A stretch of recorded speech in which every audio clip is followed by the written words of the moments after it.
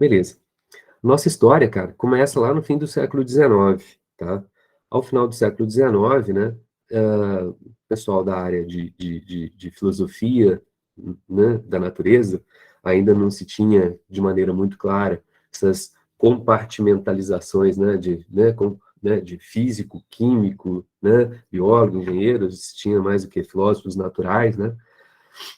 Já tinha um conceito, né, de que, já tinha uma ideia de que quase tudo já estava resolvido. E tinham dois problemas apenas em aberto para se resolver, tá? Um deles, né, inclusive tem uma célebre frase, né, do Lord Kelvin, né, o J. Thomson, tá? Ele foi um cara muito profícuo, né, trabalhou bastante durante o século XIX, e ele ganhou o título dele de Lord Kelvin em função dessas contribuições dele ao final da segunda metade, início, né, fim da primeira metade do século XIX e principalmente durante a segunda metade do século XIX, né, em termodinâmica e eletricidade. Então, já no fim do século XIX, início do século XX, ele já era bem velhinho, o Lord Kelvin, o cara lá da unidade de temperatura, né, o Kelvin, né, ele falava assim, bom, pode parar de estudar. Quem estava começando a estudar naquela época lá, ele falou assim, pode parar, porque as coisas já estão resolvidas, procura fazer outras coisas, vai na engenharia, sai da ciência, sai da filosofia natural, tal, porque as coisas já estão quase resolvidas, né?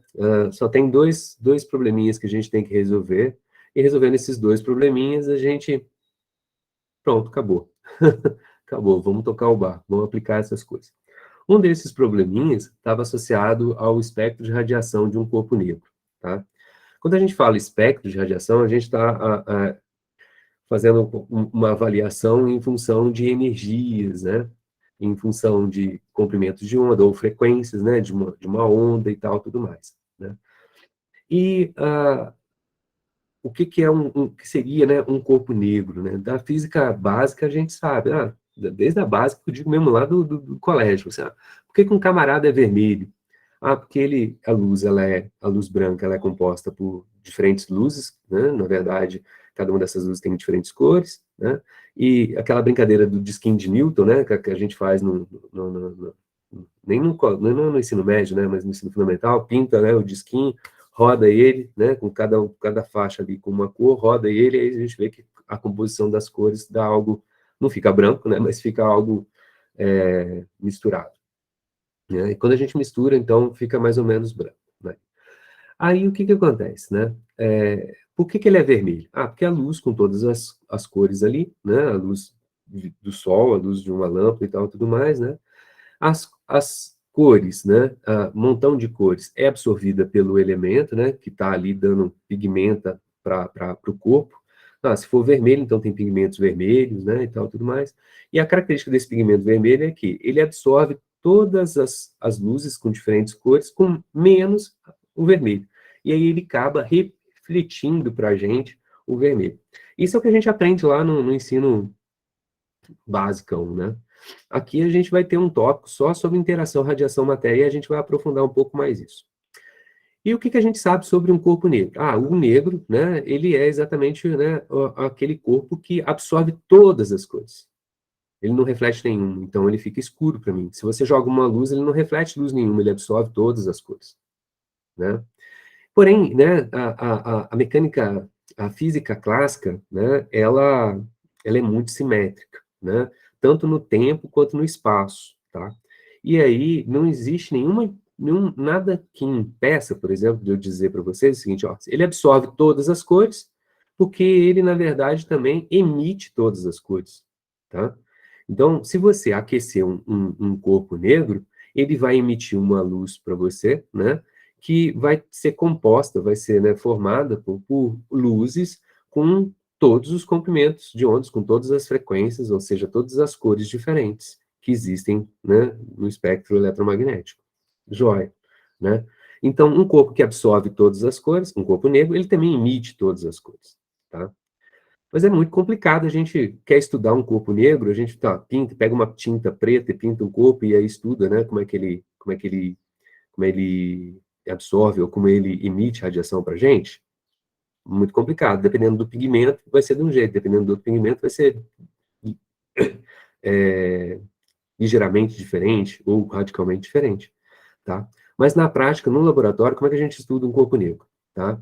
A gente faz uma cavidade oca metálica, né? Tem aqui uma esfera e a gente faz um furinho nela, tá? E aí, se a gente joga radiação através desse furinho, radiação, luz, onda eletromagnética, né? Essa luz vai ficar, né, refletindo pela superfície interna metálica desse camarada, né? E se esse camarada for muito grande com comparação a esse furinho, a probabilidade desse raio de luz, né, escapar daqui de dentro vai ser muito pequenininha. Então, se você joga aqui, então ele prende essa radiação aqui, né? Então ele absorveu a radiação, tá? Dependeria da cor? Não. Qualquer raio de luz, qualquer luz com diferentes cores que você jogar aqui dentro, ele vai prender, ele vai, entre aspas, absorver. Isso é um corpo negro do laboratório, tá? E aí, então, o que que os caras faziam? Bom, vou aquecer esse cara, né? Vou dar energia térmica para ele. E a gente sabe que corpos quentes emitem radiação. A gente não precisa encostar a mão numa panela, no fogão, para saber se ela está quente, né? A gente aproxima a mão e a gente já sente que ela está quente. Por que que a gente sente? Porque aquele corpo está emitindo radiação para a gente, está emitindo luz para a gente, só que no caso da panela lá no suspiro do fogão, né, ele está emitindo radiação numa região do espectro eletromagnético que eu não consigo, meu olho, meus olhos não estão adaptados a enxergar, que é na região do infravermelho, né? Mas ele emite radiação. O pessoal da metalurgia já sabe mais ou menos onde que eu vou chegar, né? Então, a ideia é esquentar esse camarada, né? Aumentar a temperatura dele e em cada temperatura dele analisar a luz que escapa, né? Uma fraçãozinha da radiação que está aqui dentro vai escapar e eu vou analisar que radiação escapa, tá? Quando a gente faz essa análise, né, da intensidade da luz aqui, é um gráfico em função do comprimento de onda, né? Então, isso aqui é um espectro em comprimento de onda. Uma onda, só para lembrar vocês, né? A frequência dela vezes o comprimento de onda é igual à velocidade de propagação, né? E isso aqui é, no caso de ondas eletromagnéticas, é a velocidade da luz, né? Que é 3 vezes 10 a oitava metros por segundo, tá? No caso de ondas eletromagnéticas. Então, eu posso... Isso aqui é o quê? Em relatividade, a gente sabe que esse cara aqui é constante. Então, eu posso fazer um gráfico, né, de intensidade da luz em função do comprimento de onda, ou posso fazer em função da frequência. O que é mais usual na prática é a gente fazer em comprimento de onda, tá? Então, olha só, essa é a cara do espectro, tá? Então, a gente vê que, né, esse camarada, ele, né, para comprimentos de onda muito grandes, ou seja, frequências pequenininhas, né, certo? Que é inversamente proporcional, comprimento de onda grande, frequência pequena, tá? Frequências pequenininhas, ele acaba emitindo pouca radiação. À medida que você vai, né, diminuindo o comprimento de onda, a intensidade da luz que ele está emitindo, da radiação eletromagnética que ele está emitindo, vai aumentando. Ela tem um pico aqui numa determinada posição, e depois ela cai e vai até zero, tá? Então, essa é a cara do espectro de radiação de um corpo negro. Esse pico que está aqui, que é importante para a gente,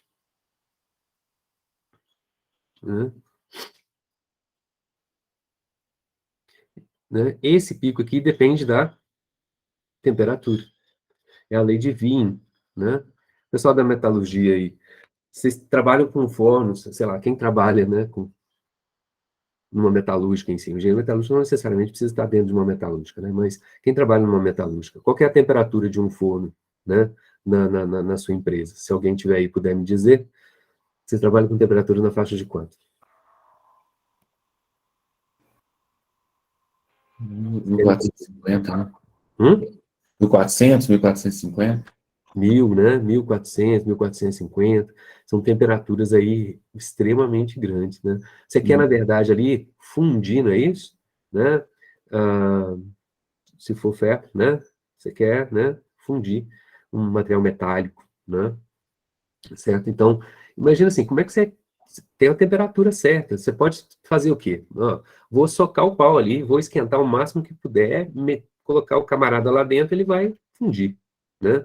Mas se a temperatura de fusão dele é, sei lá, 1.100 graus Celsius, né? Se você colocar em 1.200, ele funde. Se você colocar 1.600, ele funde. 2.200, ele funde. Mas se você colocar 2.200, você está gastando energia à toa, não é isso? Então a gente precisa saber direitinho qual é a temperatura do forno para a gente ter uma relação custo-benefício, né? A gente quer fundir o material, né? Mas também não quer gastar muita energia. Então você precisa saber direitinho a temperatura lá dentro do forno. Como é que você faz para medir a temperatura lá dentro do forno? Você coloca lá um termopar lá dentro, você coloca um transistorzinho lá dentro. Pô, velho, se ele está fundindo o metal, a hora que você colocar o termopar lá, né, vai para o espaço, colocar um transistor à base de silício lá, pô, velho, vai junto, né? Então você precisa de técnicas mais apropriadas para fazer esse tipo de medida de temperatura, tá? Uma das técnicas antigas e mais tradicionais é o famoso pirômetro, né?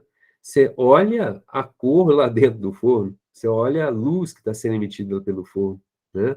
E antigamente, né? O cara fazia exatamente um buraquinho do lado do forno ali, abria a janelinha, olhava lá dentro e colocava uma tabelinha do lado, assim, ó. Então ele já ia olhando para a cor do forno, olhava para a cor que estava ali do lado da tabelinha, e a tabelinha, né, já dizia, né, pela comparação das cores, qual era a temperatura do forno, né? Por quê? Porque esse máximo aqui depende da temperatura. À medida que a gente vai aumentando a temperatura, natural que aumenta a energia que está lá dentro da cavidade do corpo negro, do forno, né? Então, a intensidade, né, a área embaixo dessa curva é a energia. Então, à medida que a gente, né, vai aumentando a temperatura, a gente tem mais energia, maior é a área embaixo dessa curva, e a posição dos máximos vão mudando, né? Ou seja, a cor da radiação, né, emitida vai variando, né, em função da temperatura. Quanto maior a temperatura, menor o comprimento de onda, não é isso? Né? Estou falando aqui assim, mas eu espero que vocês tenham uma noção também de cor, né, e comprimento de onda. E frequência. Frequência não é muito usual, mas comprimento de onda. Por exemplo, verde. Esse verde que eu estou colocando na tela aqui. Está na faixa de quanto de comprimento de onda? Você tem ideia? Vermelho, está na faixa de quanto? A gente pode simplesmente bugar isso daí, mas assim, a gente, né, tem que ter uma certa noção disso, né? O espectro colorido nosso, né, a bandeira do arco-íris, né? Então, a gente vai aumentando a frequência, diminuindo o comprimento de onda, do vermelho, né? Vamos colocar um pouquinho do infravermelho, vermelho, laranja, amarelo, verde, azul, violeta, né? E ultravioleta. Então, o comprimento de onda vai diminuindo nessa escala e a frequência vai aumentando. Então, uma luz violeta tem um comprimento de onda muito menor do que uma luz vermelha, tá? A história da luz também é muito interessante, tá? Mas, né, tem Newton, era partícula ou era ou era ou era onda? Hoje em dia a gente sabe que na verdade é os dois. Daqui a pouco a gente chega lá, né? Mas esse é o espectro de radiação, né? Isso tem uma aplicação na vida de vocês, né? Mas o que que acontece? Na prática, né, todos os modelos teóricos que se tinham lá no final do século XIX para explicar isso daqui, falha, não explica. Por isso que o Kelvin estava falando assim, ó, só tem esse problema. Qual que é a cara disso daí? Né? Isso aqui é uma função, né, que um camarada, o Rayleigh Jeans, né? Rayleigh também é o título do cara. Rayleigh, se a gente sabe em inglês aqui, é raio, mais alguma coisa parecida com luz, né? Raio de luz, né? Esse é o Lord Rayleigh, né? E o Jeans, um outro camarada, né? Eles, né, aplicando a teoria clássica, eles chegaram nessa expressãozinha aqui para intensidade em função do comprimento de onda e da temperatura. Quando a gente faz um gráfico disso daí, tá? Que é a teoria clássica, usando termodinâmica, usando eletromagnetismo de Maxwell e tal, tudo mais, o que que acontece? Aqui a gente tem em pretinho aqui, ó, o espectro de radiação, que a gente mede lá no laboratório, a parte experimental, né? E do Rayleigh Jeans, tá aqui. Isso foi o melhor que chegou. O que que acontece aqui? ela sobe, sobe, sobe, sobe, e se a gente for olhar aqui do lado, né, à medida que o comprimento de onda vai a zero, esse camarada aqui vai para infinito, né? À medida que você está dividindo alguma coisa aqui, mesmo para uma dada temperatura, né? À medida que o comprimento de onda diminui, ou seja, que você vai estar saindo, entrando no violeta, ultravioleta, e ali vai embora, né? Ele vai divergindo, né? E é o que eu falei para vocês. A área embaixo da curva é a energia que está sendo emitida. Se esse camarada aqui vai lá para infinito, a área embaixo da curva aqui vai para infinito também. A energia do corpo negro vai para infinito. Ué, pode isso? Um camarada emitir infinito de energia? Não pode, a gente sabe que isso nem acontece, né? Então, ó, eles chamaram isso daí de catástrofe ultravioleta, né? Porque estava divergindo. Não tinha jeito disso, tá? Então, isso foi o melhor que chegou e era, né, que a teoria do século, até o final do século XIX, conseguiu produzir uma catástrofe, né? E aí, um camarada lá nessa época, um alemão, né, ele teve uma ideia. Só que a ideia dele era uma ideia, para ele, sem sentido. E isso que a gente tem que ter essa noção, né? Era contraintuitiva, sem sentido, tá? Para a ideia da cabeça dele. Ele vai ter essa ideia, ele aplica essa ideia diferente, contraintuitiva, tal, e joga a teoria dele em cima dos resultados experimentais e pá, bate, explica. Mas ele fala assim, bom, isso aí foi só uma ideia esdrúxula, isso não tem significado físico. Eu consegui explicar o espectro de radiação do corpo negro, porém, não tem significado físico isso que eu estou fazendo. Ele guarda essa ideia dele por quase 10 anos, tá? E aí, a coisa não resolve, e a coisa não resolve. A esposa dele, sabendo disso, né, fala assim, ô, publica isso daí, rapaz, mas publica isso aí com ressalvas, né? Fala assim, ó, funciona, mas veja bem, né? Não é bem por aí não, mas o que eu estou fazendo aqui vai, explica, olha só que legal. E aí ele resolve publicar. Quem que ele faz? É esse cara, é o Max Planck, tá? Hoje em dia, só para vocês terem uma noção de quanto isso é importante, né? Na Alemanha, né, os centros de pesquisas, né, federais ou governamentais, né, vamos dizer assim, do Estado, né, eles são todos chamados de Institutos Max Planck. Então, você tem o Max Planck de Stuttgart, de Dresden, de Berlim, todos eles são institutos Max Planck, tá? Cada um deles lá são, né, especializados em alguma coisa e tal, tudo mais, né? E ele vai fazer a publicação desse trabalho, dessas ideias dele, exatamente em 1900. E a ideia dele, né, ele acaba, quando coloca a ideia dele, né, ele chega nessa expressãozinha aqui, que é meio cabulosa, a gente não precisa entender ela, tá? Importante a gente ver aqui que tem aqui a temperatura, né, o comprimento de onda, tá? No expoente de uma exponencial, a gente continua tendo um lambda aqui no denominador, tá? Né? Mas aqui, na verdade, quando a gente toma um limite, quando o lambda tende a zero, esse cara que vai a zero, porque a gente tem aqui um cara que vai fazer divergir, vai lá para infinito, mas esse cara que está aqui, na exponencial, ganha a parada, levando o cara para zero, tá? E aí, vai aparecer uma constantezinha aqui, né? Aqui tem uma constante, um H, que aparece aqui e aqui, tá? Que é hoje em dia chamado de constante de Planck, que, na verdade, na física a gente sempre mede o quê? Na física a gente sempre mede proporcionalidades. Vamos pegar a primeira física, física 1, lei de Newton, né? Segunda lei de Newton, força igual a massa vezes aceleração. Se você vai para o laboratório de física 1, o que você faz? Você aplica uma força num corpo e vê, né, num objeto qualquer lá, e vê que ele acelera. Você aumenta a força, aumenta a aceleração. Você diminui a força, diminui a aceleração. Então você tem a causa, né, e a consequência. A causa, a ação, a força, e a consequência, né, a aceleração. Quando a gente monta um gráficozinho disso daí, a gente vê que eles são, então, né, proporcionais, né, a força é proporcional à aceleração. A gente na física não gosta, nem na engenharia muito menos, né, de proporcionalidade, a gente quer igualdade. Para colocar aqui um símbolo de igual, eu vou precisar de uma constante de proporcionalidade. Que nome que eu dou para a constante de proporcionalidade que eu meço lá no laboratório? para força e aceleração, eu chamo de massa. No caso aqui é a massa inercial. Tem dois tipos de massa, tá? Para quem não sabe, né? Tem massa inercial e tem massa gravitacional. Muito bem. Então aqui ele chegou aqui numa proporcionalidade. E para fazer a coisa encaixar, né, certinho, colocar um sinal de igualdade aqui, ele precisou colocar uma constante de proporcionalidade, só que ela aparece em dois lugares aqui na equação dele. Quando ele faz isso, dá certinho. Casa perfeitamente. Tá? E o que tem de novidade nele aqui? Né? Casa perfeita. Então resolve. Mas ele, assim, ó, em 1900, quando ele publica isso daí, é só uma curiosidade. Tá? Entendendo um pouquinho da ideia dele. A ideia dele é o seguinte, né? Essa radiação que está aqui dentro, presa aqui, é uma onda. Ah, é uma onda. Certo? Né? Se é uma onda, a gente pode, né, se for uma onda longitudinal, né, a gente costuma fazer desenho da onda de que jeito? Ah, lá no curso de Física 2, né?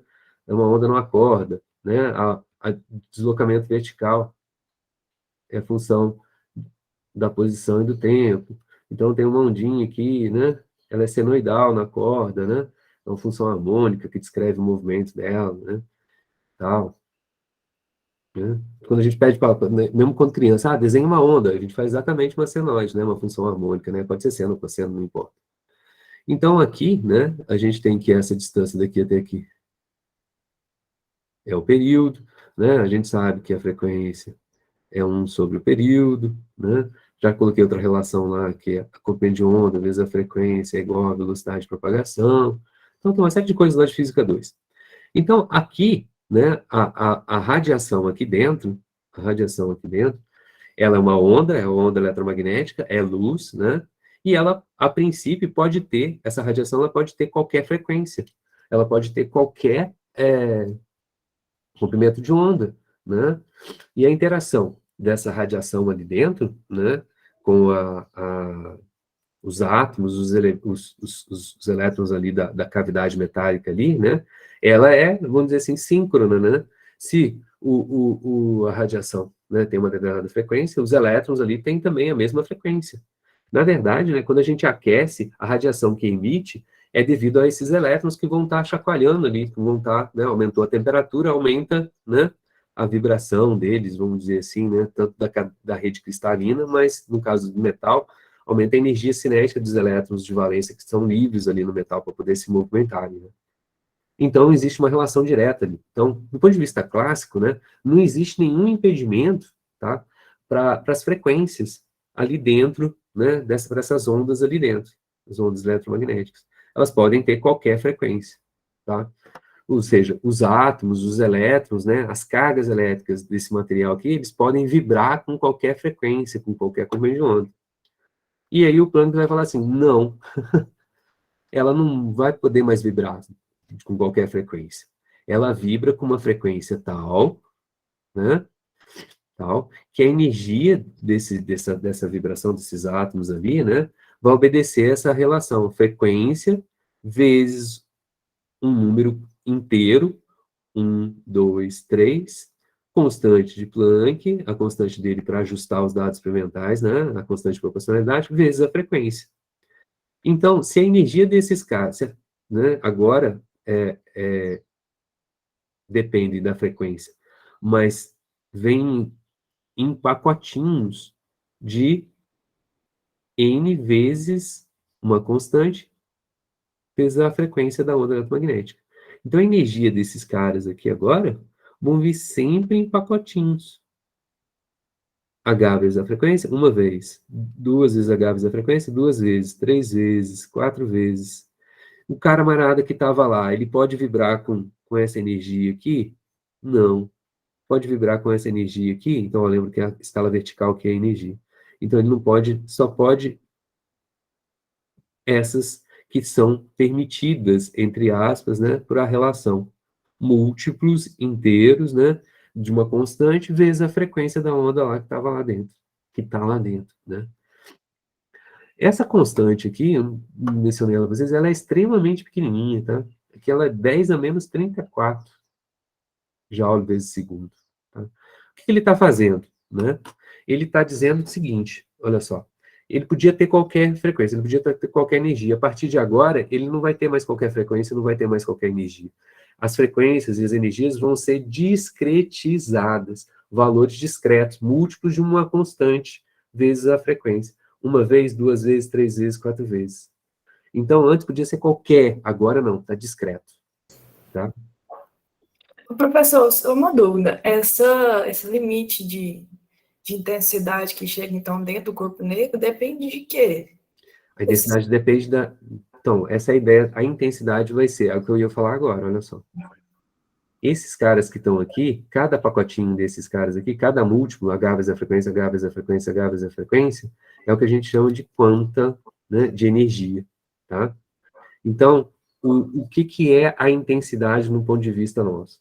A intensidade vai ser um número de quantas que aquele corpo está emitindo, um número de pacotinhos de energia que o corpo está emitindo para a gente, que a gente vai chamar de fótons, tá?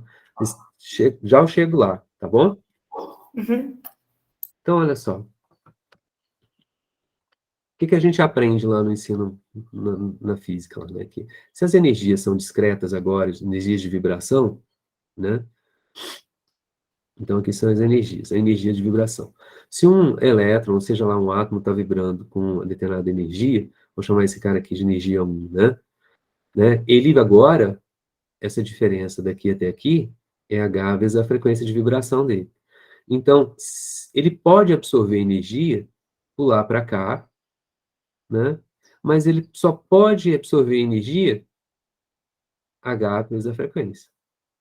Aí ele pode absorver energia duas vezes, pular para cá. Então, o que significa pular? Significa que ele tinha uma energia 1, passou para uma energia E2, ele está vibrando com mais energia, e depois, se for o caso, ele passou para uma energia E3. Joia? Se ele quiser agora fazer o caminho inverso, ele pode diminuir a energia de vibração dele por algum motivo, ele pode vir para cá. Só que, quando ele está vindo de E3 para E2, ele está perdendo energia. Então, ele vai ter, se para cima ele estava absorvendo, ganhando energia, aqui ele vai ter que emitir energia. E ele vai emitir quanto de energia? Por conservação de energia, vai ser H vezes a frequência. De que forma ele emite essa energia? É a radiação que a cavidade está emitindo para mim. Quem que é a radiação? Ah, são ondas eletromagnéticas. E essas ondas eletromagnéticas estão vindo agora para mim com pacotinhos de energia bem definidos.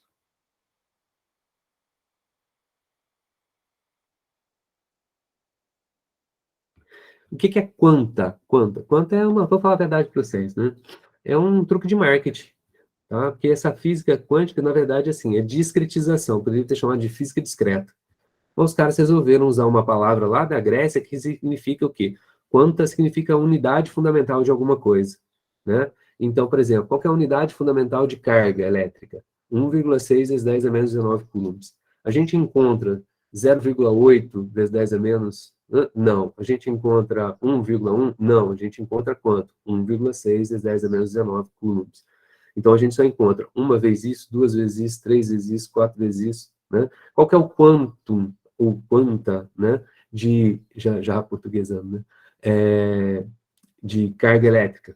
1,6 vezes 10 a menos 19 coulombs, tá? Esse pacotinho de energia que a cavidade, que os átomos da cavidade estão emitindo para mim, cadê? Tá aqui. Opa, tá aqui.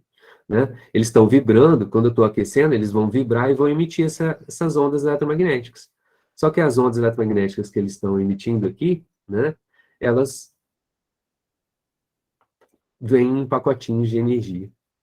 E esses pacotinhos de energia, né, é o que a gente chama hoje em dia de...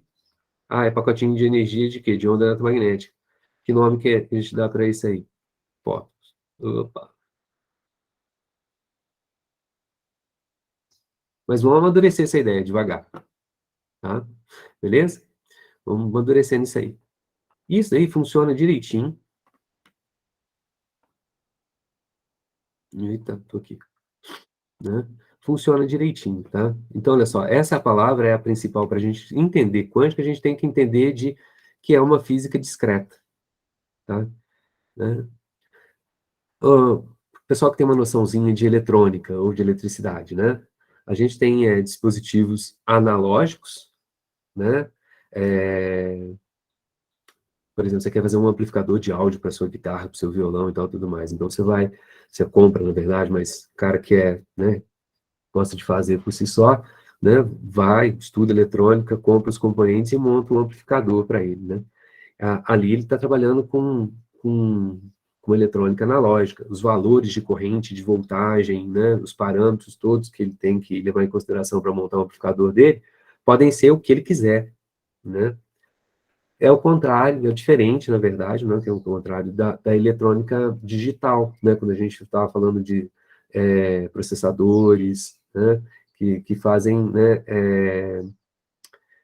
tem informação ali codificadas em bits, que são só 0 e 1, né? Então, você discretizou a informação, tá?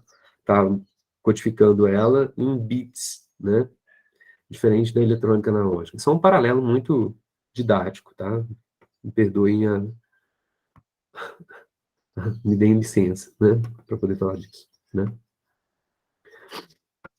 Então, aqui, com o trabalho do Planck, apesar dele, né, isso que ele está trazendo aqui de novo, né, que é a discretização da radiação emitida pelo corpo negro, né, até esse trabalho dele, que ele guardou por 10 anos, entendeu, né, não é levado a sério. Ele falou assim, ó, funciona, mas, ó, e daí? Legal, né, vamos precisar de mais coisas, tá? Mas, olhando em retrospecto, né, é aí que a gente considera o nascimento da física quântica. Essa ideia dele é que vai ser usada por outros que vão vir depois, né, para poder, né, foi o primeiro insight, primeira ideia associada à quântica, tá? Tanto é que no ano 2000, né, se comemorou aí os 100 anos da física quântica e tal, tudo mais. Mas, enfim, vamos seguir adiante. Então, essa é a espectro de radiação do corpo negro. Agora, vamos falar de outro camarada, que é o efeito fotoelétrico. O efeito fotoelétrico, ele foi descoberto pelo Hertz, Heinrich Hertz, tá? O camarada, ele morreu moço, tá? Mas em 1887, ele era um cara bom de serviço. E ele, como um cara moço, como todo moço, a gente começa né, por baixo, não é isso?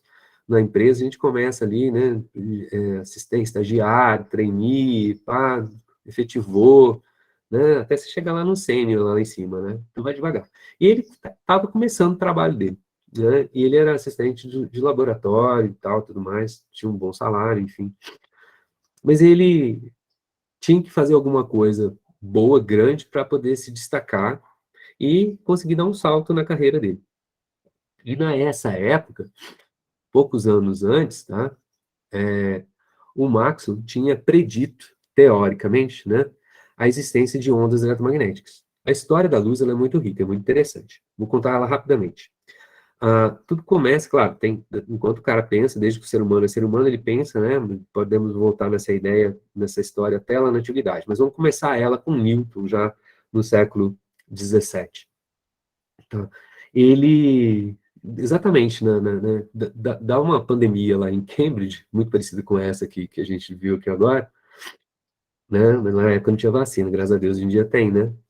Mas aí o que que acontece quando tem uma pandemia? Os caras fogem, isolamento. O cara pegou e foi para a fazenda da família dele lá. Um cara rico, né? O pai dele, do Newton, morreu quando ele era muito criança, a mãe dele casou de novo, né? E, e ele foi um camarada, assim, bem sofrido por conta dessa história de vida dele, né? E aí ele tá lá na fazenda dele lá, né? Da família dele, isolado, né?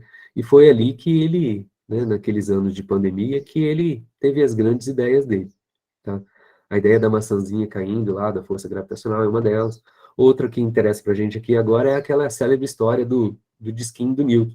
Ele pega um raio de luz que está passando pela fresta da janela do quarto escuro em que ele estava, né? Ele usa um prisma e vê que quando a luz passa, a luz branca do sol passa pelo prisma, ela se abre, né, no arco-íris, coisa que a gente está, né, acostumado a ver. E aí ele fala assim, bom, vamos teorizar, o que será que é isso, né? E escreve um livro chamado de Óptica, o livro dele chama Óptica.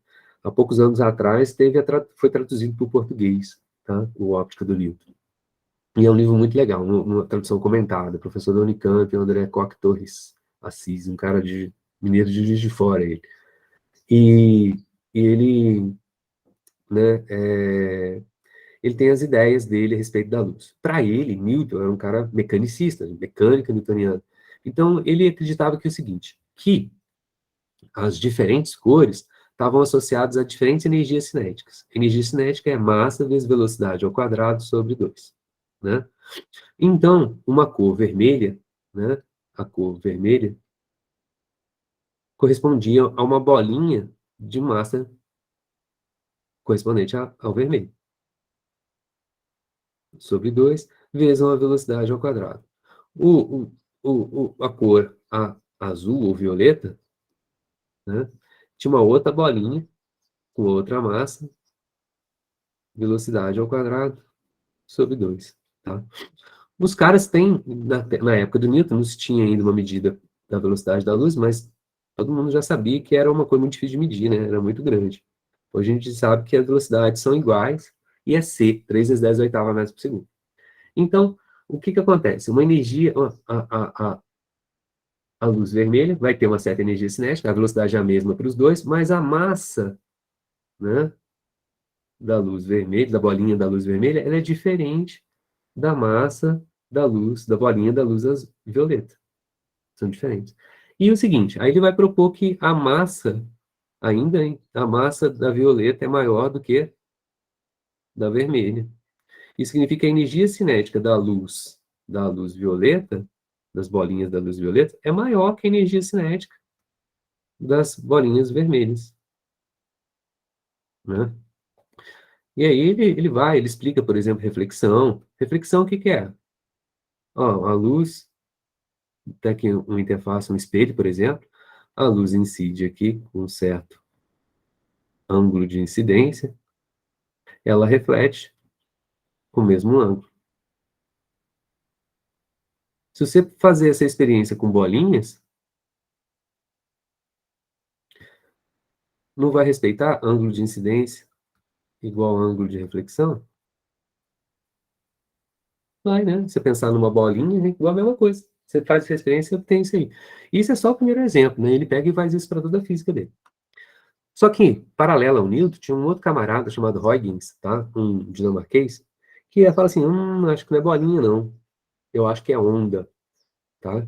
E aí ele explica as mesmas coisas que o Newton, reflexão, refração, difração, todos os fenômenos associados a ondas, né?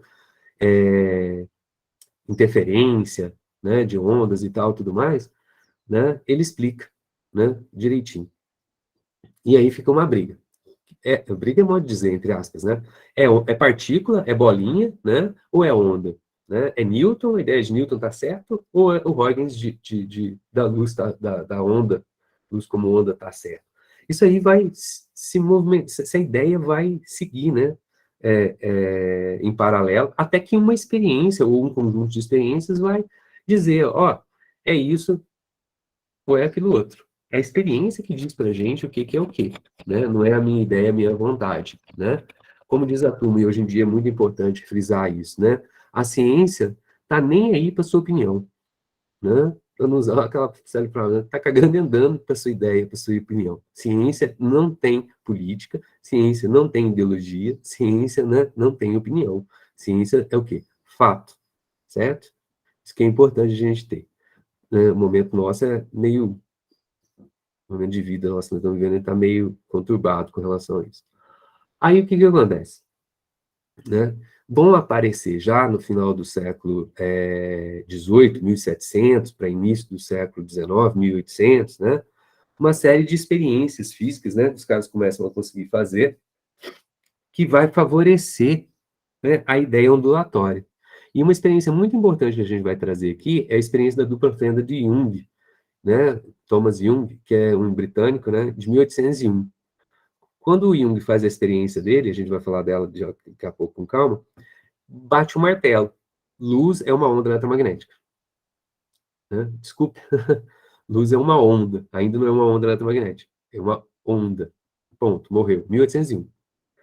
Em 1800, um ano antes, o Alessandro Volta tinha inventado a pilha, a bateria, né? 1800. E aí, com o desenvolvimento da bateria, os caras, é um salto tecnológico. Aí os caras começaram a ter condições de fazer experiências de eletricidade no laboratório de forma controlada. Então, precisava da pilha da bateria, né, para poder fazer essas experiências. E aí teve um boom depois de 1800, né, teve um boom na eletricidade. A gente vai ter, né, Maxwell, Ampère, Weber, o próprio Lord Thomson, que depois vai virar o Lord Kelvin, né? Uma série de gente que a gente estuda, né? Quando a gente faz, por exemplo, Física 3, que é a parte de eletricidade, né? Eles são todos do século XIX, né? Por quê só do século XIX? Porque é ali que o cara tinha controle, né, de corrente elétrica contínua para poder fazer a experiência. E aí vai uma galera, né? Por exemplo, o Ørsted, aquele também, um dinamarquês que fala lá, passava corrente elétrica, tinha uma bússola do lado, né? E aí, quando passava corrente elétrica, a bússola defletia, desligava a corrente elétrica, ela voltava para apontar para o norte, tal, tudo mais. Os caras foram descobrindo a conexão, né? A inter-relação que existe entre eletricidade e magnetismo e tal. E a coisa vai evoluindo ao longo da primeira metade do século XIX. Quando a gente entra no começo da segunda metade, 1850, 1860, tá, precisava colocar uma ordem na casa. E aí, um britânico também, o James Clerk Maxwell, ele escreve um tratado, né? O livro dele é um tratado sobre eletricidade e magnetismo, né? Para botar ordem na coisa. Né? Bom, peraí, tem a galera da eletricidade, tem a galera do magnetismo, tem o pessoal da eletrostática, tem o pessoal da dinâmica, quando está em movimento, as correntes elétricas. Vamos juntar essa galera toda aqui, vamos botar ordem na casa. E ele escreve um tratado, né? Precisava fazer isso e ele chamou responsabilidade e fez. Quando ele faz isso, né, ele está numa posição privilegiada, que ele consegue ter uma noção do todo do eletromagnetismo, né? E ele consegue colocar tudo, né, em 4 equaçõezinhas matemáticas só. Então, teórico, um cara teórico, não do laboratório, mas ele está se valendo de resultados experimentais, do conhecimento que se tinha naquela época, né? Quando ele olha para aquele conjunto de equações final do livro dele lá, ele fala assim, tá tão bonito, mas tem um probleminha aqui numa das equações. O que ele estava olhando? Ele falou assim, não está simétrico. Tem 2 problemas aqui de simetria. Ele conseguiu dar um jeito. O outro está em aberto até hoje. Mas a galera desconfia de que tem como resolver. Mas esse primeiro problema dele, né, quando ele resolve, ele automaticamente, quando ele corrige aquela equação, olha só, a teoria, a ideia, ele corrigiu, né, colocou, tá faltando um pedacinho de uma equação e essa equação por simetria deve ser isso. Quando ele coloca isso aí, automaticamente das equações do eletromagnetismo dele, aparece uma equação de uma onda, que seria então uma onda eletromagnética. Das equações do Maxwell, né, quando ele faz essa correção, a gente observa que ali a onda eletromagnética, né, é 2 campos, um campo elétrico e um campo magnético, que se autossustentam. Quando a gente tem uma onda eletromagnética, a gente tem um campo elétrico que varia no tempo, e quando um campo elétrico varia no tempo, ele gera um campo magnético ortogonal a ele, variando no tempo. Só que quando a gente tem um campo magnético variando no tempo, a gente gera um outro campo elétrico variando no tempo. Então é uma coisa, né? Nem tem coordenação motora para produzir isso, né? É um campo elétrico gerando um campo magnético e vice-versa. Isso é uma onda eletromagnética. Então, assim, das equações e desse termo novo, teórico, vamos dizer assim, misterioso que o Maxwell colocou lá, saiu as ondas eletromagnéticas. Outra coisa interessante, quando você coloca as ondas eletromagnéticas, né, tira das equações, aparece lá uma velocidade de propagação dessas ondas. E a velocidade de propagação das ondas que saem das equações de Maxwell é exatamente a velocidade da luz. Só que o cara falou assim, aí quando ele faz isso, os caras ficam com a pulga atrás da orelha. Pô, primeiro que ele está colocando um cara ali que não tinha, ninguém tinha visto isso ainda, ninguém tinha medido. Segundo, se aquilo lá realmente estiver certo, vai ter onda eletromagnética. E terceiro, se essa onda eletromagnética existir, ela tem a mesma velocidade da luz. E luz é onda. Qual é a interrogação? Será que onda é uma luz eletromagnética? Desculpe, será que a luz é uma onda eletromagnética? né, os caras abriram. Para isso, a primeira coisa é ver se onda eletromagnética existia. Então, a gente chega no Hertz nesse momento. No momento em que, histórico, o Hertz precisava fazer alguma coisa grande na vida para poder se destacar. E ele optou por falar o quê? Por fazer o quê? Verificar, pela teoria eletromagnética do Maxwell, né, se as ondas eletromagnéticas realmente existiam ou não, né? E aí ele vai, né, comprovar a existência, né? Claro, a gente já sabe, em 1887 ele comprova a existência das ondas eletromagnéticas. Ele mede a velocidade dessas ondas eletromagnéticas. Qual é a velocidade das ondas eletromagnéticas? A velocidade da luz. Então, né, nesse momento, já no fim do século XIX, a gente já sabe que luz é o quê? Uma onda. Mas onda do quê? É uma onda eletromagnética. Fim do século XIX. Pausa nessa história. Vamos mudar agora para um outro personagem. Einstein, está aqui embaixo. Pouco tempo depois, ó, em 1905, o Einstein, né, em 1905, ele era um completo desconhecido da comunidade acadêmica. Ele era um funcionário público, trabalhava no escritório de patentes em Berna, na Suíça. Ele era funcionário público, né, então ele tinha muito tempo para ficar pensando. E em 1905, ele era físico de formação, estava fazendo seu doutorado e tal, mas ele, como muitos de vocês aí, estava fazendo a pós-graduação dele, tendo que trabalhar. Ele era casado com uma colega dele, lá do doutorado dele, né? Tinha um filho, o filho dele era especial, tá? Então ele tinha que trabalhar. Então ele era funcionário, ele estava desgostoso ali, porque ele, na verdade, ele queria fazer o doutorado dele de boa, né? Queria se tornar um cientista, um professor, acadêmico e tal, mas ele tinha que trabalhar para poder se sustentar. E em 1905, né? Ali, enquanto era funcionário público, estava terminando o doutorado dele, ele vai publicar 5 artigos, todos eles em 1905, claro que não juntos, né? Ao longo de 1905. E todos esses 5 são revolucionários na área em que eles tratam, tá? Um deles é importante para a gente, claro. Um é o de relatividade. O segundo, um outro, né? Ele defendia a ideia do quantum de luz. Mas em quê? Para quê? Quando em 1887 o Hertz estava trabalhando, tentando provar a existência das ondas eletromagnéticas, ele descobriu um efeito chamado efeito fotoelétrico. O efeito fotoelétrico acontece na seguinte situação. Vou explicar ele rapidinho aqui. Eu tenho aqui, ó, em volta, acompanhe aqui o meu. Isso aqui é um bulbo, né? É vidro, tá? O cara faz vácuo aqui dentro. Precisa de muita tecnologia, olha só, né? Precisa da bateria, né? E aí, aqui dentro ele tem contatos elétricos, tem eletrodos aqui, ó. 2 eletrodos, tá? Tá aberto o circuito, é como se fosse um capacitor. Vocês já devem ter lembrado um pouquinho de física 3, né? Tem 2 placas aqui separadas, né? Então, não tem como passar corrente elétrica por aqui. Não tem, tá aberto o circuito, né? É vácuo aqui dentro, certo? Acontece que é o seguinte, quando você joga a luz sobre essa placa que está aqui, dependendo das condições da luz, você consegue arrancar elétrons, com carga negativa. O elétron arrancado. Só que, devido à ação da minha bateria, vai ter um campo elétrico aqui. Se tem um campo elétrico, tem força elétrica, arrastando ele no sentido contrário ao campo elétrico. Porque a carga do elétron é negativa, então a força é contrária ao campo elétrico. Esse cara que está aqui, ó, placa positiva, negativa, polo negativo aqui.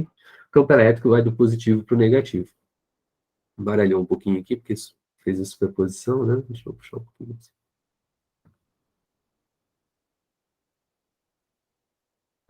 Então, o que que acontece? Quando você joga a luz, você arranca elétrons e elétrons são arrastados aqui para cá. Ou seja, quando você joga a luz e consegue arrancar elétrons, você mede corrente.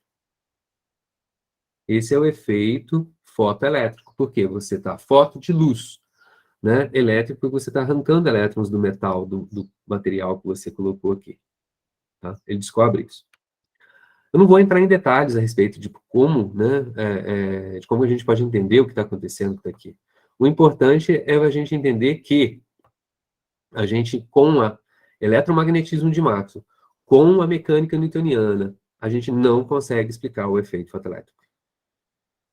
Aí o Einstein, nesse trabalho dele de 1905, né, ele desenvolve uma ideia, uma teoria, né, tem a ver com o doutorado dele e tal, tudo mais. E aí ele fala o seguinte, no artigo dele de 1905, palavras assim, mais ou menos, ó, veja bem, isso que eu estou fazendo aqui, essa teoria, ela pode ser usada para poder explicar o efeito fotoelétrico. Até então estava em aberto. Né? E é um artigo teórico. E aí ele, pumba, do artigo dele, ele vai para o rodapé do artigo. Aí no rodapé do artigo, ele mostra como as ideias dele poderiam explicar o efeito fotoelétrico. Que ninguém conseguia explicar o efeito fotoelétrico. Tá? Então, a explicação do efeito fotoelétrico pelo Einstein está numa nota de rodapé. Guarda isso. Tá? Quais eram as ideias novas dele? Né? O que é a luz? A luz é uma onda eletromagnética. Sim. Einstein vai dizer assim, opa, peraí. Vai usar as ideias, vai pegar as ideias lá do Planck, que até então era só uma viagem na maionese, vamos dizer assim, né? Que a radiação, a luz lá dentro da cavidade do corpo negro, como a gente já viu, para o Planck, né, ela era em pacotinhos de energia, né? Aqueles pacotinhos de energia lá, ele chamou de fótons, né? Então, ele fala assim, bom, a luz, ela, tudo bem, né? A gente tem resultados experimentais que mostram que é uma onda eletromagnética. Mas se eu considerar ela, como o Planck sugeriu, né, como um conjunto de partículas, eu vou chamar essas partículas de fótons. Cada fóton tem uma certa quantidadezinha de energia dada pela relação do Planck. E a energia do fóton é H vezes a frequência. Peraí, mas H vezes a frequência. Sim, vamos voltar lá no Planck. Né? Quando ele está aqui, né, ele faz uma transição. Né? Por exemplo, de E2 para E1, ele emite um fóton com energia H vezes F.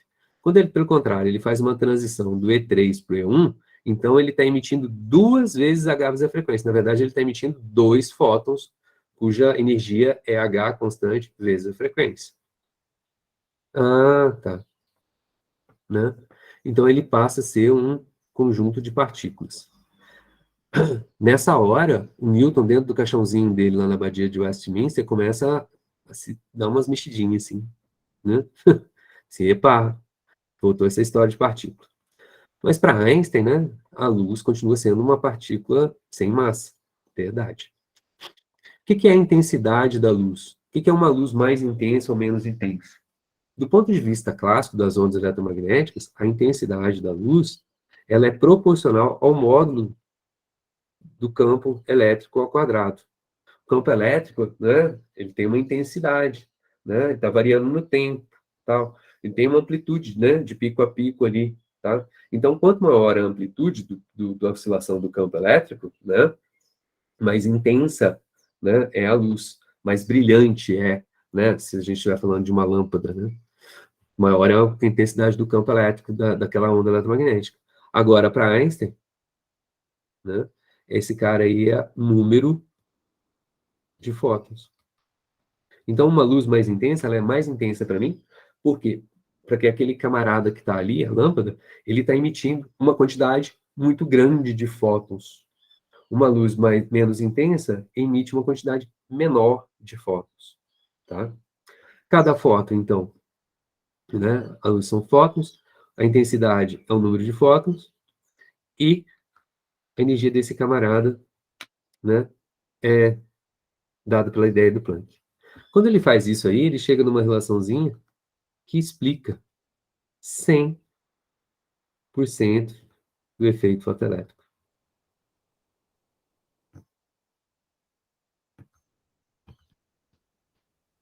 Vai ter neguinho ali que vai fazer o quê? Vai subir na mesa gritando truco. Assim, né?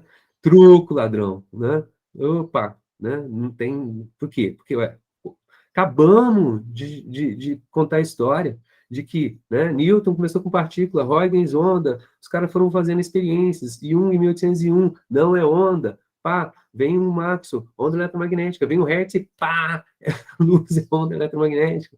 Tal, acabou de olhar, agora você vem falar que é partícula de novo, meu? Peraí, dá um tempo, né? Então vai ter ninguém que vai trucar. Vai ter um cara em especial chamado Millikan, tá? E ele vai passar uns 10 anos da vida dele tentando provar que o Einstein estava errado. Só que chega um ponto, já em 1905, o Einstein publica o trabalho dele, né? Lá por volta de 1916, 1915, 16, 17, 18, ele vai jogar a toalha e falar assim, ó, não explico não. Não explico. O Einstein, 100%. Os caras começam a ser obrigados, né, a falar que onda, né, que a luz era de novo essa ideia de partículas, fótons, sem massa. Nessa hora que o Millikan joga a toalha, cara, o Newton solta até foguete dentro do caixão dele lá na Abadia de Westminster, né? Então, o que está acontecendo, né? A gente tem uma história contando que vai indo para a direção da luz e, de repente, volta para a partícula, né? Mas é aquela experiência, por exemplo, aquela do Jung lá de 1801, que falou que era onda. Joga fora? É que é que tá. Não tem como jogar fora. Tá? Beleza? Então, esse é o efeito foto elétrico. E aí vai ter uma série de outros problemas, vamos dizer assim, outras experiências, que vão conduzir à mesma ideia do Einstein. Einstein vai ganhar o Nobel dele, tá? 1921, se eu não me engano, tá? Não pela relatividade. Em 1916, na verdade, ele vai publicar um segundo artigo dele sobre relatividade geral. Tudo que a gente ouve falar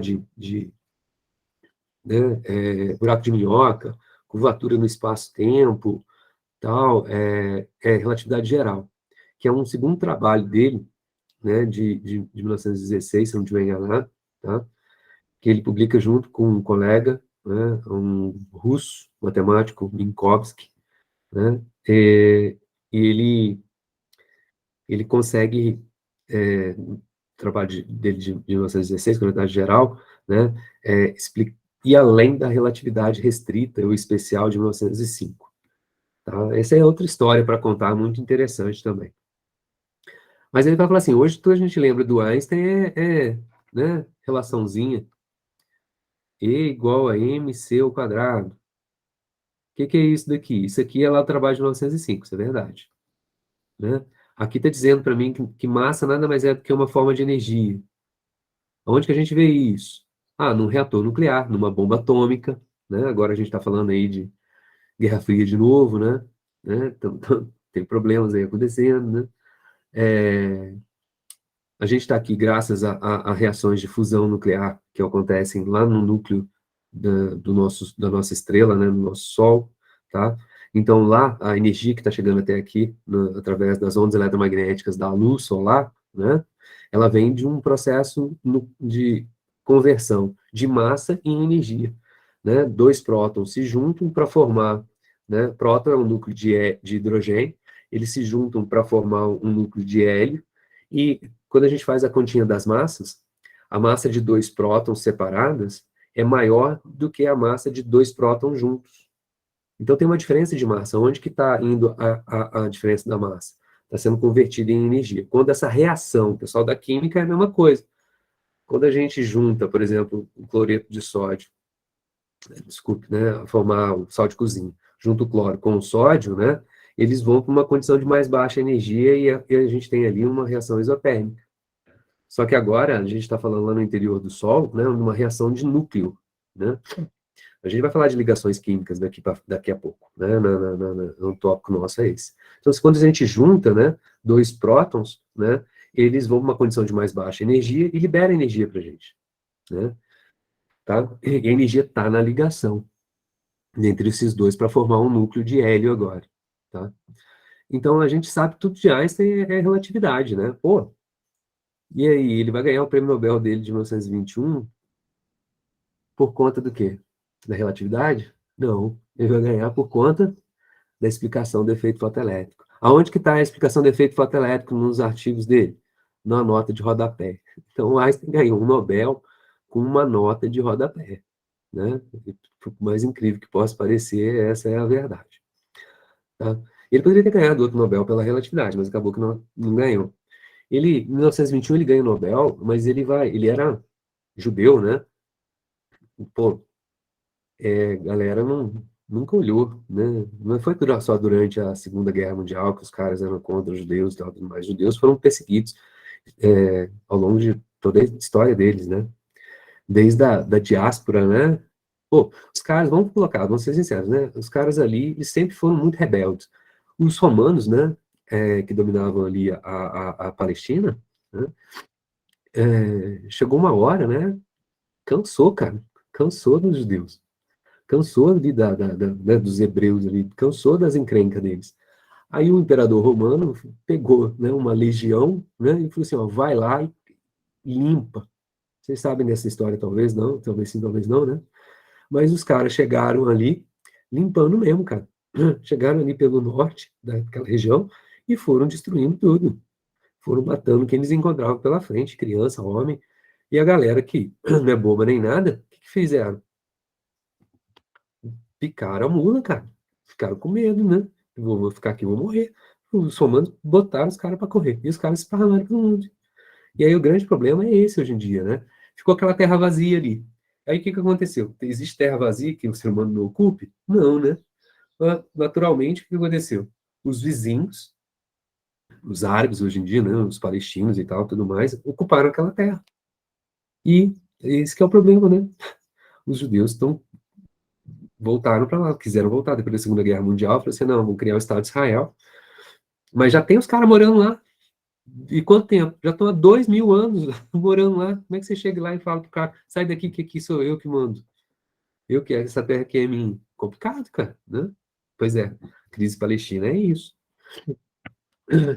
Né? Aí, assim, tem milhares, para não falar milhões, né, de gente morando ali naquela região, porque é uma região relativamente grande.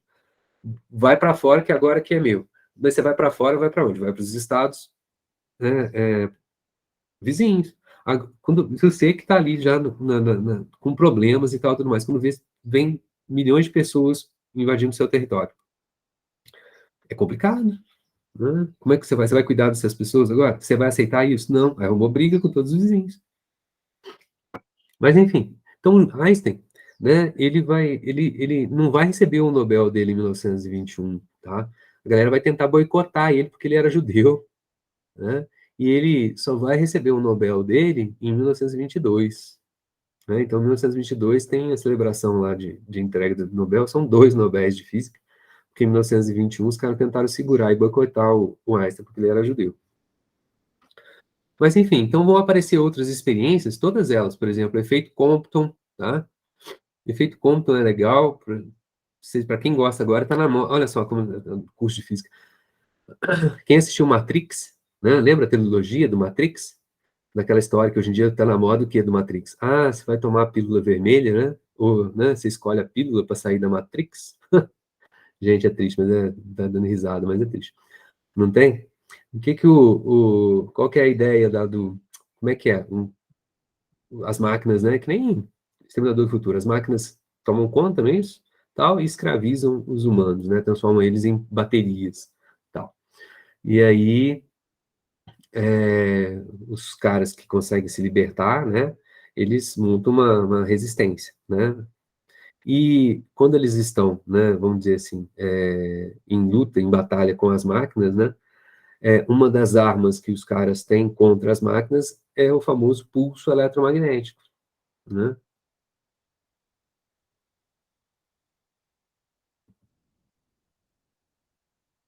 Quem lembra do filme, né, a nave lá correndo das lulinhas, né, a nave correndo das lulinhas. Quem não assistiu, eu recomendo fortemente assistir, porque é um filme muito bom, não só de ação, mas também ó, de pensar muito, né? Tem muita filosofia ali por trás. E a hora que a lulinha vai pegar, os caras param a nave, desliga a nave e dispara o pulso eletromagnético. O pulso eletromagnético detona as lulinhas, né? E a nave deles tem que estar desligada, porque senão detona a nave deles também, né? O outro filme legal que aparece isso aí, sei lá, eu sempre esqueço o nome desse cara. Tem um filme mais antigo que os caras tentam assaltar um cassino, 11 homens e um destino, 12 homens, aí depois eles fizeram, há pouco tempo atrás, eles fizeram um filme só de mulheres, também tentando, né, assaltar o cassino com a Sandra Bullock e tal. O primeiro filme, né, eles, para entrar lá no cofre do cassino e assaltar, eles vão até uma universidade e roubam uma máquina que gera um pulso eletromagnético, né? E na hora do pulso eletromagnético lá, o cara tem alguns segundos ali para poder, toda a parte elétrica de eletrônica de proteção do cofre vai por água abaixo, desliga, né, perde, né, e é danificada em alguns casos, na maioria das vezes, na verdade, e eles conseguem entrar no cofre, né. O que é um pulso eletromagnético? O pulso eletromagnético é um efeito Compton, tá? Mas eu não vou entrar em detalhes dele, não. A gente só consegue explicar de novo, ele é um fenômeno eletromagnético, né? Você, na verdade, com raio-x, tá? Quando você joga raio-x sobre um alvo, né? E vê que o raio-x, como que o raio-x ele é espalhado, em função desse ângulo aqui, você coloca um detetor, vai variando aqui o ângulo de detecção. O raio-x, na nossa ideia clássica, o raio-x é uma onda eletromagnética, ele é uma onda eletromagnética. Qual que é a diferença dele para visível? Enquanto que o verde, né, tem aí um comprimento de onda na faixa de 500 a 550 nanômetros, porque tem o verde clarinho, tem o verde escuro, né? O comprimento de onda do raio-x olha só, isso aqui, ó, é nano, é 10 a menos 9 metros. Então, 10 a menos 9, com essas duas ordens de grandeza aqui, está na ordem de 10 a menos 7 metros. A distância entre duas cristas numa onda eletromagnética da luz verde. Do raio-x é picômetro, que é 10 a menos 12 metros, tá? Dependendo da energia desse camarada aqui, a gente consegue, né, claro, diminuir sempre para baixo, sempre é mais fácil, jogar aí para 10 a menos 10 metros, né? Então vai variando aqui de 10 a menos 10, raio-x que a gente chama, pessoal que faz uso do síncron lá em Campinas, né? Agora o CIRIUS, né, o acelerador de partículas brasileiro, né? Tem o raio-x mole e tem o raio-x duro. É porque tem essa faixa, tem o verde clarinho, tem o verde escuro. Só que na faixa do raio-x chama mole e duro, né? 10 a menos 10, 10 a menos 12 metros. Tá? Então, o raio-x, do ponto de vista clássico, é uma onda eletromagnética. Só que, para explicar o efeito Compton, a gente tem que tratar ele como onda eletromagnética? Não. A gente tem que, de novo, voltar nas ideias do Einstein, de que luz é um conjunto de partículas que a gente chama de fótons e as energias dele é H vezes a frequência. Como é que é em função do comprimento de onda? Lembra que lambda vezes a frequência é igual à velocidade de propagação? Então, a gente consegue escrever isso aqui em termos de HC sobre lambda. Quanto menor o comprimento de onda, maior a energia, né? Então, o raio-x, ele tem um comprimento de onda bem menor do que a da luz visível. Então, a energia dos fótons de raio-x é bem maior do que a energia dos fótons da luz verde, por exemplo, né? Então, isso aqui é tudo para explicar o efeito Compton. Então, a gente tem que voltar nisso, né? De novo, é uma chuva de fótons, a energia deles é essa. Aqui ele é mais completo, porque além da energia, a gente tem que explicar que ele tem momento, tá? E aí vai chegando à conclusão de que, né, de novo, né, não vou entrar em detalhes nesse cara aqui não, de novo, desculpa, então vamos lá. A onda eletromagnética, luz, que é uma onda eletromagnética que a gente acreditava que existia, né, que era daquela forma, na verdade, em algumas experiências especificamente, elas se comportam como partícula, como Newton também estava dizendo. Claro que de uma maneira um pouco diferente, tá? Então, para encerrar essa história, né, a gente precisa ir um pouquinho, voltar um pouquinho de novo para o século XIX, lá para o espectro de radiação do corpo negro, tá? Quando a gente vai lá para o início do século XIX, desculpa, século XIX, para o fim do século XIX, tinha uma galera já há muito tempo trabalhando com espectroscopia. O que era espectroscopia? Espectroscopia óptica, tá? Os caras pegavam a luz de qualquer coisa e passavam num prismazinho, né, numa rede de difração, e decompunha a luz, né, no arco-íris. Então, aqui é um sisteminha um pouquinho mais elaborado, em que você tem aqui ó, uma fonte de luz, pode ser uma lâmpada, aqui uma lente só para focar ela, aqui uma fenda, e uma grade de difração, ou rede de difração, que poderia ser desenhado aqui um prismazinho, tá? A grade de difração, para quem fez Física 4 na graduação, né? Sabe do que eu estou falando direitinho, mas não importa. O que importa é que quando a gente passa uma luz pelo prisma, né, devido a um fenômeno chamado de dispersão cromática, né, o índice de refração para diferentes cores, né, varia, né, e aí abre, né, no nosso, na, no arco-íris. Então os caras pegavam diferentes fontes, diferentes lâmpadas, né, passava nesse sisteminha e via que luz, né, chegava aqui, né. E aí, o que que os caras começaram a ver? Que de luz, determinadas fontes de luz, elas não emitiam, na verdade, assim, ó, luzes específicas, comprimentos de onda específicos. Não era qualquer comprimento de onda. Aquela luz, na verdade, quando a gente pega a luz branca, e a luz do sol e abre ela, passa ela pelo prisma, a gente vê um degradê bonitinho de luz, né? Vindo lá do violeta, ou do vermelho, né? Até chegar no violeta. A gente não vê, né, faltando verde, a gente vê do verdinho clarinho até o verdinho escuro, né? Não tem faixas escuras no meio, né? O que a gente está dizendo aqui é que aqui a gente tem um espectro, dependendo, a gente tem um espectro de emissão contínuo, e aqui a gente tem um espectro de emissão de luz, né, discreto. Só algumas luzes, só algumas cores, ou só algumas cores, algumas frequências, alguns comprimentos de onda. Isso acontecia para diferentes caras, né? Por exemplo, né? Isso aqui é a tela, tá? A tela. Que tela? Essa tela aqui, ó, depois do final de conta, tá?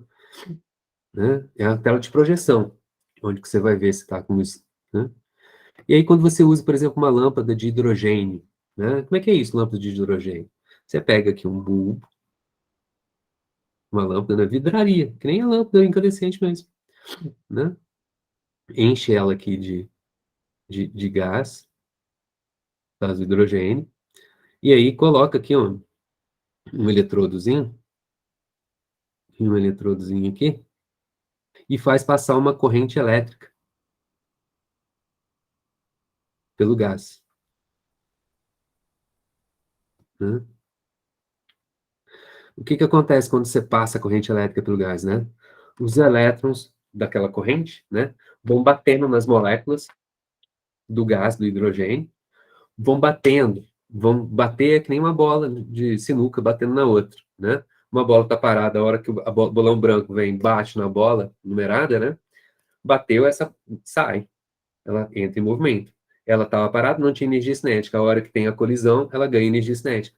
Então, os elétrons vêm, batem nos átomos, dão energia para esses átomos. Mas para quem no átomo? O átomo é um núcleo e os elétrons em volta, uma eletrosfera, né? Os elétrons são excitados para níveis de energia maiores, ganham energia. E aí, quando eles voltam para os níveis de energia mais baixos, eles emitem, devolvem energia para a gente. Então, eles emitem, né, luz para a gente.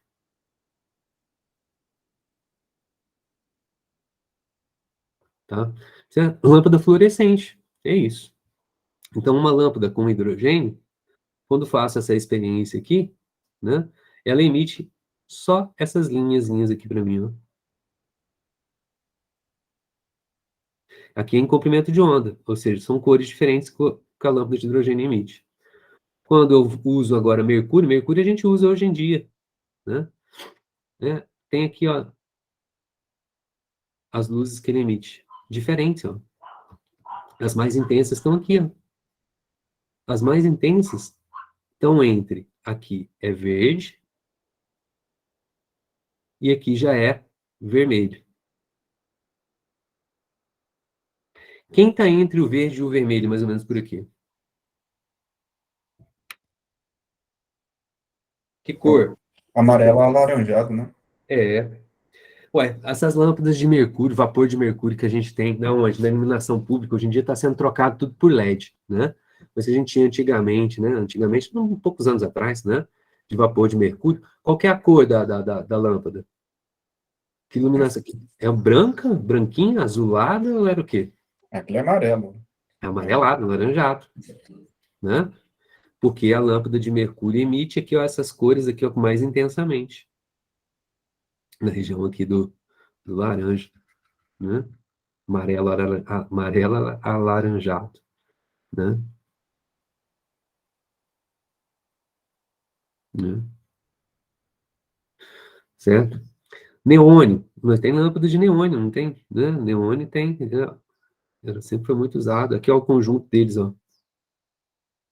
A galera falou assim, ó, mas por que que ele está emitindo só essas cores? Por que que ele não emite todas as cores? X. Os caras não sabiam. Não sabiam, né? Não tinha nem ideia por que que só estava emitindo isso. A princípio, deveria emitir qualquer comprimento de onda, qualquer cor.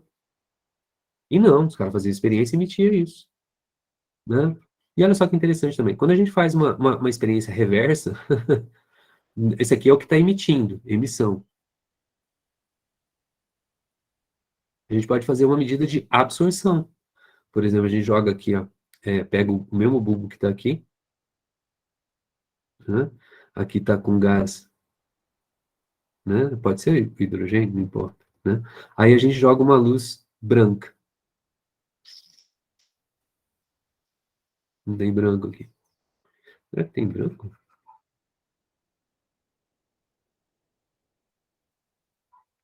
Não dá nem para vocês verem, né? É uma luz branca. E aí você analisa que luz que sai, que luz que passa. Então, algumas luzes, né, algumas cores, vão ser absorvidas pelo gás, outra não. Aqui, ó, a luz branca é contínua, só que ele absorveu essa luz, ficou escura ali naquela região. Ficou escuro aqui, ficou escuro aqui, ficou escuro aqui. E olha, quando a gente bate, ele emite e absorve as mesmas cores, os mesmos comprimentos de onda. Tanto ele emite quanto ele absorve. Os caras sabiam isso? Do porquê que estava isso? Não. São os espectroscopistas lá do século XIX. Tá? Né? Uma coisa que usa isso daqui. Como é que você sabe? Como é que o cara, você escuta na notícia, assim, tal, tudo mais, ó, tem um planeta tal, principalmente estrela, a estrela lá, ela tem tal elemento, ela é composta por tais e tais, tais, tais elementos. A atmosfera do planeta tem isso, isso, isso, isso, isso. Pô, o cara foi lá no planeta, pegou uma amostra do gás lá da atmosfera dele, trouxe para cá e analisou. Foi lá na superfície da estrela, pegou lá o que está lá na superfície e analisou. Não. O que o cara faz? Só analisa a emissão de luz que vem do planeta. A luz, exatamente, só vê a luz. E aí, os caras lá do século XIX, eles catalogaram isso aqui tudo, velho. E olha só, cada elemento, ele absorve e emite luz, né, com um conjunto característico, né, de absorção e emissão, tá? E aí os caras catalogaram isso tudo. Então o cara hoje em dia, ele olha, pega a luz que tá chegando da determinada estrela, faz uma análise espectral dela, com um aparato, claro, que é muito mais sofisticado do que isso daqui, mas basicamente é isso, tá? Faz uma medida disso daqui e vê que picos de luz você tem ali. E aí ele olha para a tabelinha dele, claro que computadores hoje em dia faz isso já para você, né? Você identifica os picos de emissão e você sabe, se tiver esses piquinhos aqui tem hidrogênio, se tiver esses picos que está aqui, você sabe que tem neônio lá, né? Vapor d'água também vai ter a sua emissão característica, né? Já é mais complexo, porque se trata não de um átomo, mas de moléculas, tá? Então, para explicar isso daqui, também do século XIX, né, existem relações aqui que dizem para mim qual é o comprimento de onda dessas energias, dessas luzes que estão sendo emitidas, né? Então, vou montar relações matemáticas, né? O mais famosa dele é o de Balmer, né, para o hidrogênio, tá? ele observa aqui que o comprimento de onda, isso é empírico, o cara foi lá e mediu e falou assim, ó, funciona desse jeito. Quais são os comprimentos de onda para o hidrogênio? Obedece essa relação. E aí vai aparecer um N aqui, ó, N igual a 3, 4, 5, e aqui uma constante, de novo, de proporcionalidade, chamada de constante Rydberg, tá? E aí vão aparecer outros espectroscopistas, tá? Lyman, Parren, Brackett, né? Todos eles, assim, com uma relação empírica, né? Sem saber explicar por que disso, mas que dizia exatamente quais eram os comprimentos de onda que você iria observar aqui. Até então, não se tinha, então, uma explicação básica para isso. Para explicar isso daqui, a gente precisa entender de modelo atômico do Bohr, que é o que eu vou fazer na próxima aula, tá? Então, o que a gente vai chegar? Que condição que a gente vai chegar? O que está aparecendo que está aqui? Né? A gente está num momento em que ondas eletromagnéticas, ou seja, né, luz, tem experiências que estão provando para mim que elas se comportam como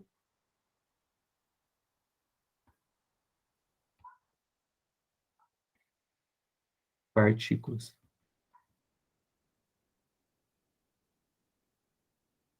Tá? Entender o modelo atômico do Bohr é fundamental na nossa disciplina. Por isso, não vou dedicar meia hora, ou talvez um pouquinho mais, para explicar o modelo atômico do Bohr no começo da próxima aula. Para voltar nas séries de Ballmer, né, e dessa galera toda aqui, Lyman, Parry e Brackett, tá? E aí, vocês já devem saber, né, spoiler da aula da semana que vem, é que, a partir dali, a gente vai voltar na experiência do Jung, né, vamos voltar na interpretação dele, e, na sequência, né, a gente vai explicar que partículas materiais também se comportam como onda. Beleza? Gente, eu vou parar por aqui, vou encerrar por aqui, agradeço a atenção de vocês. Qualquer dúvida, entre em contato, por favor, tá? E daqui a pouquinho, na tarde, no período da tarde, eu já coloco no YouTube e mando um e-mail para vocês com o link direitinho e atualizo lá a página lá do Mundo, beleza?